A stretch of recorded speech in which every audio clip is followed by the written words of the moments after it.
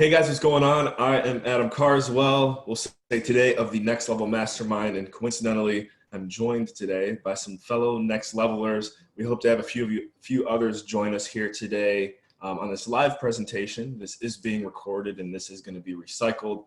The focus of today's conversation came from a conversation that I've had with my co-host, and in a way, he kind of is going to be the main host, the facilitator today, Fletcher Wheaton, who's getting ready to launch his podcast. And he reached out to me because I've been producing Dream Chasers and a few other shows for at least 2-3 years now, and I'm ready to share my insights with him. But when he started asking me the questions, I was like, holy crap, dude, these are some really good questions. It'd be a lot more helpful if not only if we do this for you, but for anyone else who wants to start their own show. So boom, boom, boom. Next thing you know, we're here. As I mentioned, I produce Dream Chasers. I also produce a show called the Liberland Show. Go ahead and do a web search on that one. And I've had the privilege of supporting and doing, again, not full-scale production, but some production of the Carswell Connections Real Estate Podcast, which is hosted by the legendary Hunter Thompson. So a lot of experience with a microphone in front of me. I also studied broadcast journalism in undergrad. So this is it. I love doing this, and it's just an honor that Fletcher reached out. So Fletcher, I'm going to flip it to you real quick. If you could just give a background on yourself as well, and then we'll start getting into those awesome questions that you have. Adam, what's up, man? Thank you so much for the intro. So I reached out to you. I'm in international real estate down in Mexico, and I've come across quite a few people that really I don't think anybody would have any access or exposure to, and they just be like great podcast hosts or guests. And I really would like to pick their brain and just put it out there. So, I really was, hey, who should I reach out to? And I know you've helped Hunter, you've got Dream Chasers, you've done a Liberland one. So I figured why not? So just wanted to pick your brain with a couple questions, and I'm glad we're doing this, man, because I know I'm going to get a lot out of it. Absolutely. And right here with us now, we might as well give them a quick shout out. We're joined also by Ben Kogut, who is the host of the Real Estate Niche podcast. Correct me if you are listening, Ben. You can chime in if I got that wrong. Please correct me. And then Shah Hassan, who is about to be, I'm putting pressure on him, but he's about to be the host of a show called Industrial Real Estate Secrets. If you want to go ahead and go again, do a web search on the show Industrial Real Estate Secrets. We did a 6-episode miniseries featured on Dream Chasers between Shah and I, which was a lot of fun. And I'm sure we'll talk a little bit about what we did there today as well. We want to keep this focused as possible. Like I said, Fletcher has a bunch of questions, so we're going to do our best to fly through them for you guys here today. So let's dig into it. All right, let's jump right in. All right, when starting a podcast, what are the costs associated? Is it expensive? And really, what do I need?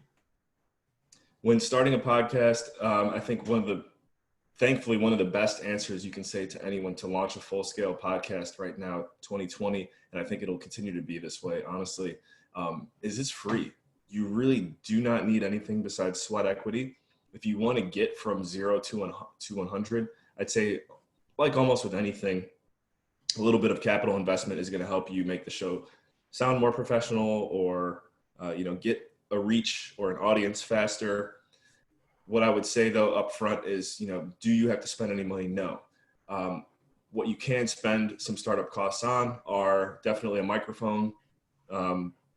Shah, we kind of just spoke about this on Industrial Real Estate Secrets as we were getting that ready for you. But one of the best microphones out there to get is the Blue Yeti, because it's really, I want to say, less than 150 US. It'll take your sound quality from sounding like you're just on the phone to on a real microphone pretty quickly, and just a great upfront investment. You might want to consider a pop filter as well. And then there's all kinds, I'm sure if you go on Amazon and you buy a Blue Yeti, they'll kind of upsell you on some other products. Anything tied to enhancing sound quality is going to be very important. And I would say really that would probably be the most important upfront cost, is getting yourself a microphone. Okay, so like $100 to $150, basically. Yeah, and you can even honestly, I've joked about this with Shah too. I mean, to get started with me, even I'm actually using this one right now. Blue Yeti So guys, I mean, I'll just be upfront with you. I actually just bought my first Blue Yeti and I've produced over 100 shows. Now, like I said, I went to college, I studied broadcasting, so I know how to use Adobe software to enhance the sound quality of my microphone. But I got started with a $35 microphone off of Amazon. So, I mean, there you go. If you really want to just get going as quick as possible and you feel like you don't have a whole lot of money in your pocket, do it. Okay. How many episodes should I record before I launch the podcast? I would recommend having 6 episodes pre-recorded and ready to go. That way, also depending on your launch schedule, you're always going to have something in the chamber, something ready to go, something ready to release instead of leaving your audience hanging. Especially when you first get started, you definitely want to show signs of promise, signs of what's persistence, continuing to do the same thing that you just did, especially early on. So I recommend 6. I got that from the guys over at a show called Capital Hacking. I know that's how they first got started with their show. And I'm going to reference them a few more times on this interview as well. Cool. 6 episodes. What is too long for an episode? This is a completely, subjective question. I just know that when you're getting ready to launch your show, you have to define what's called your avatar. You have to figure out who it is that you're going to be speaking to on a consistent basis. And I think we'll use Dream Chasers as an example as I create my show and produce it. Oftentimes, I'm chasing and pursuing thoughts, ideas, individuals that I find interesting. And so if somebody ever approaches me and says, hey, Adam, check out this podcast. If I see the podcast is like more than even 30 minutes compared to them sending me one that's 15 or 20 minutes, whether that's good or bad, I mean, I just know my natural reaction is going to be to gravitate towards that shorter one because it's like, okay, I'll be able to digest this one quicker. Is that like the right answer? Because, someone could be like, what if you find the key to life in the 45-minute podcast, but you didn't do it because you're trying to take a shortcut? That might be the case, but I'm just catering to my natural reaction. And that would be my advice to anyone listening today is, what do you like? Do you like a longer show? Do you like a shorter show? Create your show based on what you like, and then your following will come from that. Awesome. Good answer. All right. I see like a lot of people are putting one out once a week. So how often should I plan on recording? And will it hurt me in the beginning if I'm doing, instead of like once a week, if I'm doing like once a month? I will say, first of all, I do not believe it will hurt you regardless, just because it's always better to take action and just do something. Even if you, like your first year, you release 3 episodes, obviously some people would consider that like, yo, Fletcher, what the heck are you doing? But I mean, at least you did it, because that's 3 more episodes than most people would never do. So I'd say, produce as many as you can. Again, I cater to what I know I like. There's a handful of podcasts that I listen to, and there are some shows that I do really like that will release 5 episodes per week. And that's great. And that must be their business model. And it must be working for them because they continue to do it. There's 2 shows in particular that come to mind now. I'm not going to reference them just because I'm trying to say why I don't like them, but it works. Like them producing consistent shows all the time works for them. For me, I like 1 episode per week. So that way I can keep up with it. That's my advice. Release 1 episode per week. I'll use Hunter's show as an example. We have a lot of people tuned into that show, and we make sure that we don't flood out our database with episodes so that way people feel like they can't catch up, because especially with the Cashflow Connections Real Estate Podcast, I mean, it's incredibly dense. So my advice would be, again, go based on what you like. And I know for me, I like the shows that I follow when they release 1 show per week because I can keep up with the host and everything that's going on. Nice. So the goal is 1 per week. All right. You told me Anchor.fm. I took a look at it, man, and I was sold off the get-go. So let's talk about why that would be a good webpage to use for launching your podcast.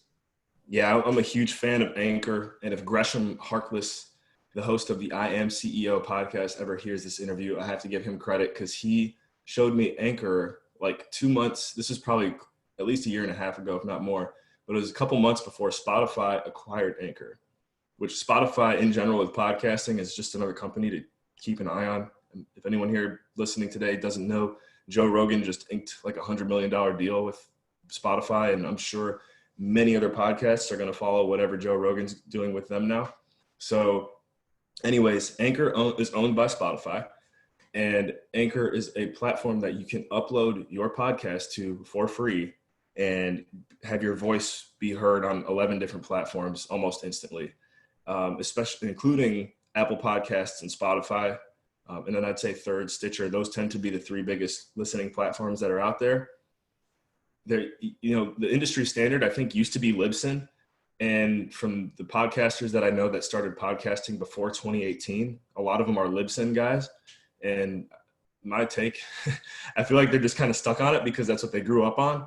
And now Anchor just came in and just blew Libsyn out of the water, in my opinion. Like, it's so user friendly. You literally click, two buttons. They do a great job of making it user friendly. So I can't speak highly enough of Anchor. I don't know how long that's going to be what I would consider an industry standard, but them being owned by Spotify, and then now Spotify signing this huge deal with Joe Rogan. I heard Spotify by the end of 2020 is going to be bringing out their video platform. So like Duck and Take cover YouTube. And then lastly, I read an article like a year ago that said the podcast industry was going to be valued at over $1 billion by 2021. And with all of this taking place, it's just like, yeah, that's the truth. And the other side of that is, hey, actually, that's by 2021. So everyone listening right now, you still have plenty of time to get started. Nice. Okay. So recording, getting guests is one thing. What about how long does it take to edit an episode? How much skill do you need? And should I outsource this? I would say this is something I would seriously consider outsourcing. And it's funny that I say that because in reality, I do not outsource my own.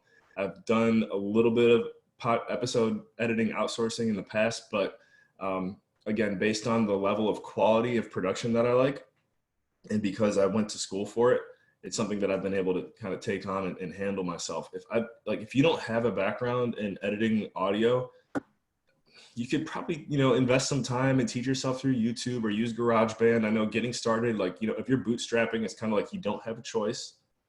But if you can, I would recommend going on either Fiverr or Upwork, which I think anyone here has heard of, upwork.com or fiverr.com. And you can find some really good talent out there that will make your podcast sound very professional. It's a little bit of trial and error at first. I have a few people on Fiverr that I work with for transcriptions, which I think we're going to talk about that probably later in this interview, Fletcher. But my main advice is take a look at your budget. And if you're willing to spend a couple $100 just seeing what works on the internet, it's going to be worth it. And I'm pretty confident you'll find someone on one of those sites to work with you moving forward. And then honestly, all your job becomes is just picking up a microphone and talking about what you like to talk about. And then lastly, I will say this too. The Real Estate Guys radio show, who's probably the longest real estate podcast that's been out there. I think they've been doing it since like 1998 or something. I know Russell Gray and Robert Helms, and I know Russ Gray still edits their show himself. So there you go. Nice. All right. Have you ever recorded an episode like the whole way through without any errors and then just put that up, or is it pretty much expected that you have to edit it? I think this interview we're doing right now is a prime example on how to answer that question. I love to edit my interviews because when I go back through them, I can cut out the ums and uhs and make myself sound a lot more professional than I really am. But in reality, there is a certain aspect of what we're doing right now, which is recording live and just putting it out there because people can feel the live energy differently. It's like you almost can't even explain it, but people will be able to feel this interview differently than they would the traditional Dream Chasers episode. And so this one will be going out live. The only time or not live, but unedited. And the only time I really put something out that's unedited is when I release a video file with it as well, which is like this. Recording audio and video and deciding how you want to do that for your show is a big part of the industry as well. I've stayed away from video, but again, if you want to talk about preferences, I'd be happy to dig into that as well. Nice. It gives it a little element of authenticity. All right. Where do I record the intro and the outro? How much does this cost? Is it necessary? And yeah, pretty much that's it. There's some really fun things you can do with this. I referenced them earlier too, and so just in case I forget, guys, I would recommend going on. You can just go on Google. I think their landing page is anchor.fm backslash capital hacking.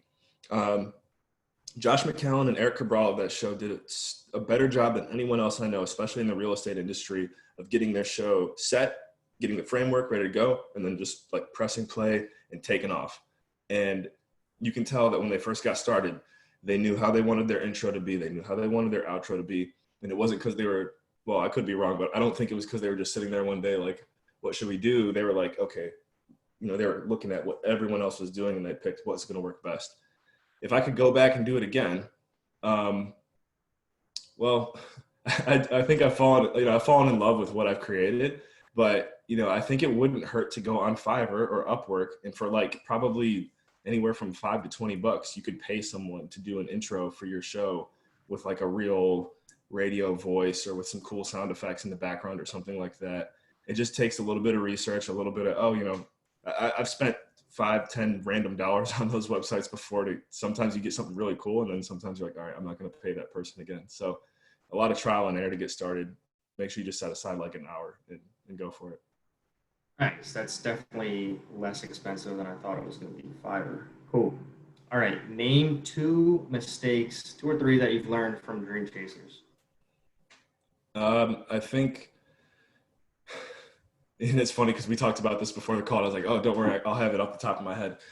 Biggest mistakes. I don't know if I consider it a mistake, but something I definitely learned as I went along creating the show, producing the show, and I picked this up from Reed Goosens first. If you go back through my episodes, I interviewed Reed somewhere around like episode 30 or something.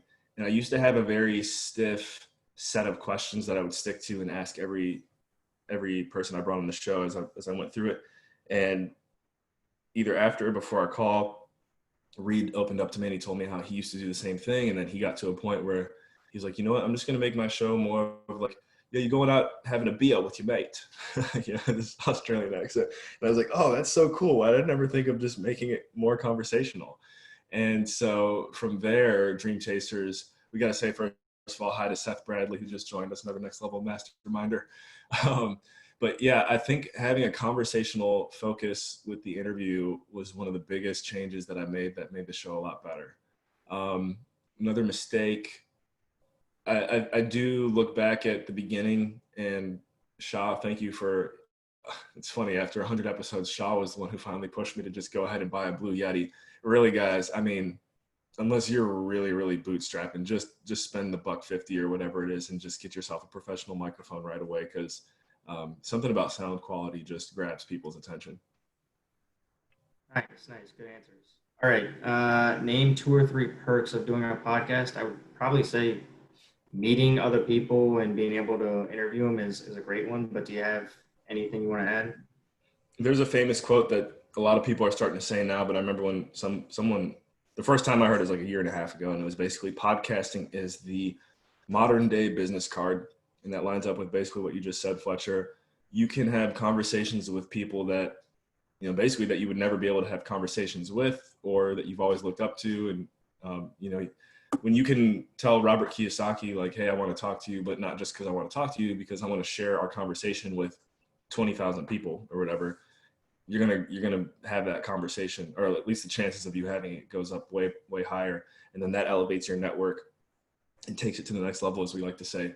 So that's a benefit. And then Shaw, or someone posted this recently on LinkedIn. Might have been my friend Kevin Dugan, who's a graduate of the Cashflow Connections mentorship program. You, without a doubt, improve your public speaking skills when you start podcasting. You'll look back and listen to your first however many episodes and be like, man, I was so stiff back then. And honestly, when you look back, you were still probably pretty good then, but you just get better and better and better. And I think for me, podcasting has helped me do a better job of speaking off the top of the head, which is not easy I'd say for a lot of people, including myself. And now I'd say it's a thing. Nice. It's funny you mentioned that because I got a mic, I recorded it, and I emailed it to like 5 friends, and I was like, hey, what do you think? And like 3 of them were like, man, you're, so And that Just goes away. That'll slowly go away. Your ums and uhs. Yeah. nice, nice. Okay, so I'm reading the new Russell Brunson book, Traffic Secrets, and basically he changed his podcast name. There you go. So let's say, Adam, I call my podcast, investing in real estate in Mexico, and then all of a sudden I get big, and then it's all of a sudden it's out of like it's Latin America. Is that going to be detrimental to my followers and things like that? Should I go niche or think bigger, or do you have any comments on that? Oh man, this is such a good question because there's so many good answers you could give. You look at Ben Kogut, who was on the call with us earlier, who got his show started, and literally he's called the Real Estate Niche Podcast, which is smart because it is like a niche focus. It's focused on real estate, obviously, but because of the way he structured it, he can go into a bunch of different niches instead of staying in one. So I would say is for myself, I did choose Dream Chasers because at the end of the day, you can really, you can expand on that. You can go any direction you want in the long run. Like even right now, I was able to pivot and change. The format of season 1 was kind of like, hey world, here's a person who has a cool idea, cool business. They're showing promise coming into the future. Keep an eye on them. To season 2 now, which the 4th episode of season 2 comes out next week. And now each interview is more of like taking a unique angle on something that somebody's doing and showing why that's going to propel them to be successful into the future. So like I had Hunter on season 1, we talked about ASIM Capital. I had Hunter on season 2, we talked about how he uses the art of storytelling to build his company. And that was just like, I was really happy that thankfully I didn't like make my show too stiff on one subject so that way I could pivot. So this is a kind of a roundabout answer for you, but just, I guess, I would focus on international real estate and then leave it in a way that you can pivot if you ever have to. Yeah, no, that was a great answer, man. Definitely gonna help me going forward. All right. Do you ever get podcast fatigue? Should you take a break? And also, does it ever become watered down? Like you're just like doing episodes to do episodes? At the beginnings, it did feel like it felt a little bit watered down because, I mean, I just look, God bless everyone that's ever been on my show. I just look at where I'm at with the show now. Over time, you have the ability to become selective on who you bring onto your show. Where at the beginning, it can feel watered down because you're just like, hey, do you want to be on my show? And if especially someone who's never been on one before, like, oh yeah. And then you're kind of just bringing on people just to bring on people, but you got to start somewhere. I think with your focus, you're not really going to have that much of a problem. I mean, you got 17 rock stars to interview from the Next Level Mastermind to get started if you want to. So, oh man, real quick, could you repeat the question again? Because there was something else I did want to say. Do you ever get podcast fatigue and Oh. should you take a break? And yeah, so that was one thing. To be honest, as far as I know, I haven't seen a lot of shows that will do this. But I did get to a point where I was releasing. So I was doing a weekly update every Monday, and then I was doing a new episode every Thursday for, close to the first 2 years collectively. I didn't start the weekly updates until about a year into it. But either way, it gets time.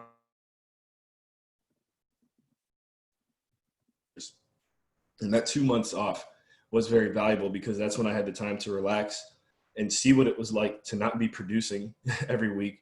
And then also realize that I wanted to cut back. So I don't do the weekly updates anymore just because it's easier on my life. And it's also not putting too much on my audience to listen to more than one episode per week. And then that's also where I got the idea to pivot and change the show because I took a break. I think if I didn't take a break, I probably would have never thought of that. So I highly recommend taking breaks with your show strategically. Nice, good answer. And shockingly, we're on time, man. Nice. Did we get through all of them? I thought we were gonna. No. I still got a couple, but I thought we were gonna go way. All right, talk about. You mentioned this on the phone call. Talk about transcribing. Is that something that's worth it? Yeah, definitely something that's worth it. It's, so many producers of shows and hosts of shows had told me for years that, get your show transcribed, get it transcribed, even if it's like a crappy transcription, just get it done. And I would always just be hesitant to do that because I wanted to make sure it was good.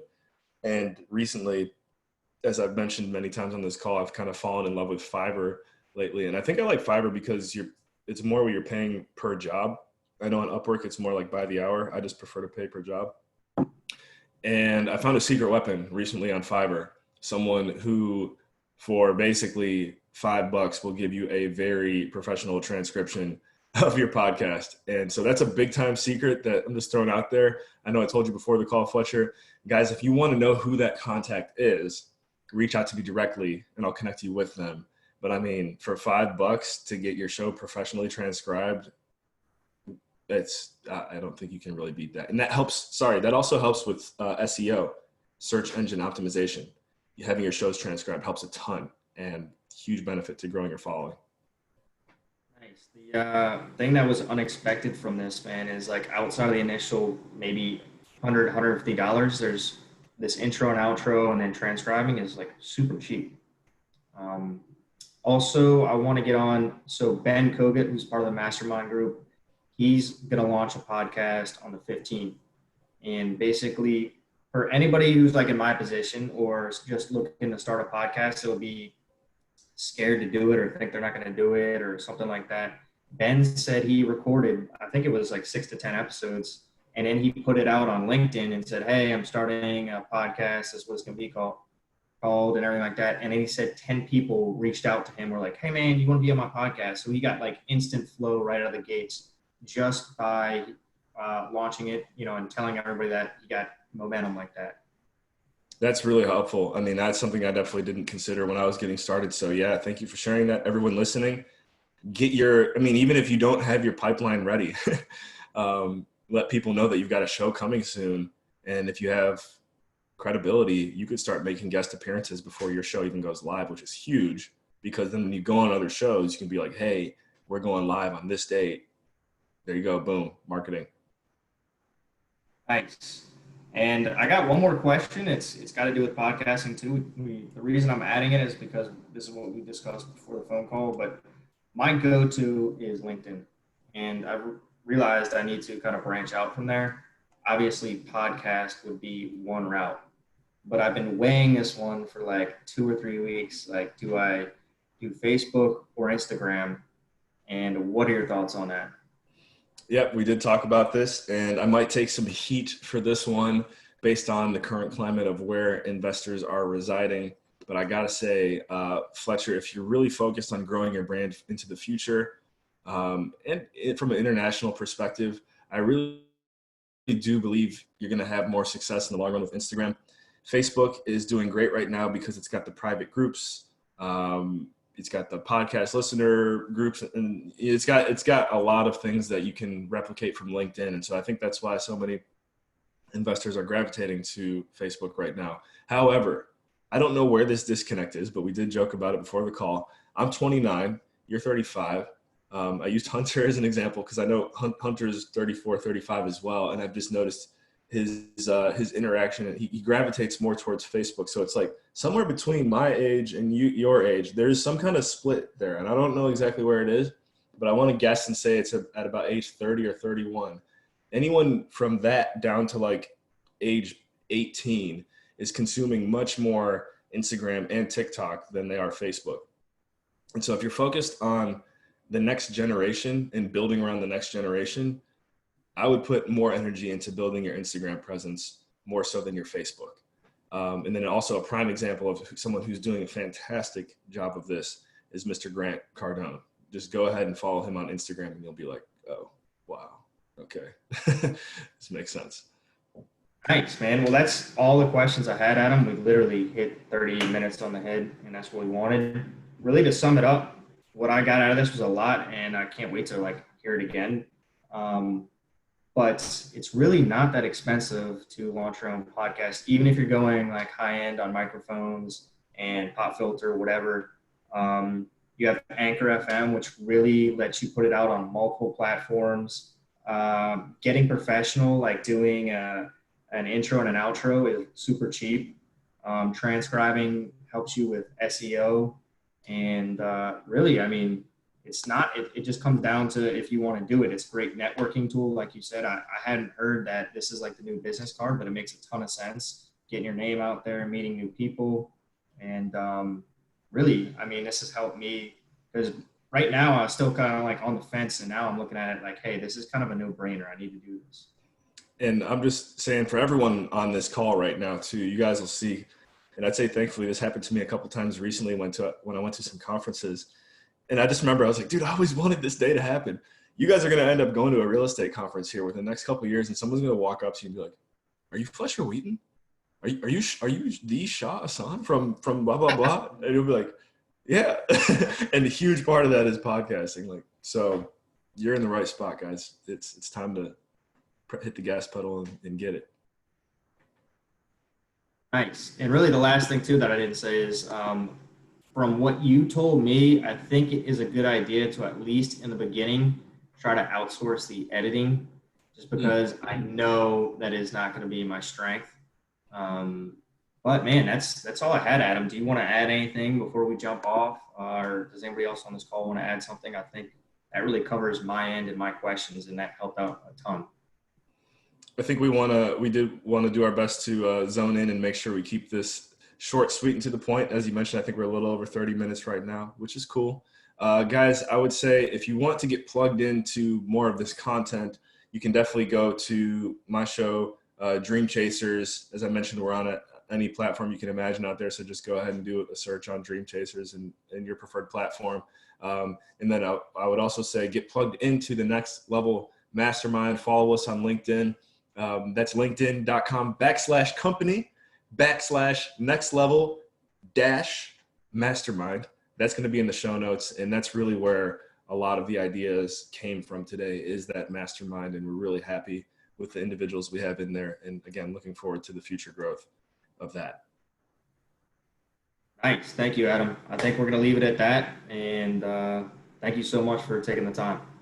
Definitely. Thank you, Fletcher, for reaching out. Thank you, Shaw, for tuning in. We're looking forward to the launch of Industrial Real Estate Secrets and your show, Fletcher. Keep us posted. And then lastly, I see we still got Seth Bradley in here. He's the man. Seth, we'll talk to you later. All right, guys, take it to the next level.